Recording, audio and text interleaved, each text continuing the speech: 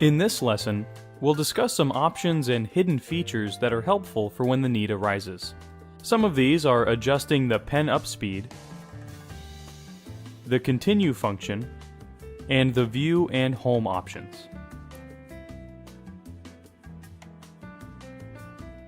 When cutting heavier material such as sandblast stencil and reflective media, and the tool is in the up position and traveling to different locations, the speed of the cutter can matter.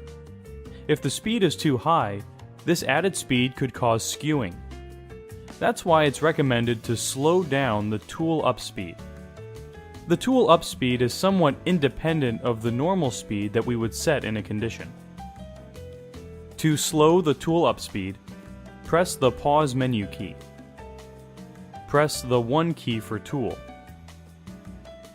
Press the up arrow key. Press the 2 key for tool up speed.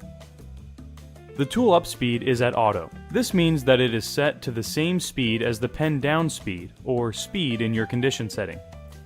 The material that is being cut determines the speed. Generally, with heavier materials, lower this speed to control tracking. A good starting point would be to set the tool up speed to half of the tool down speed. Press Enter to accept the value, and then press the pause menu key. The cutting will be slow, but it can save you from unnecessary skewing. There are two options that can be very helpful when trying to view your job design. Both options appear when the cutter is in ready mode, and the two options work together. When View is chosen by pressing the 1 button, the cutter will advance the media approximately 10 inches out. When the Home option is chosen by pressing the 2 key, it will retract the media, sending the tool to the origin point. In fact, the Home option can be used to quickly retract the media to the origin point when moving the tool head around. Keep in mind that anytime the media is unlatched, the plotter will revert to the initial menu of Roll 1, Roll 2, and Sheet. When this is done, the cutter will conveniently have the added option of Continue. When this option is chosen, the cutter will not scan or search for the wheels, nor for the front or back edge as it would do with Roll 1, Roll 2, and Sheet. Instead, it tells the cutter that nothing is changed, and it will use the previous cut area setting.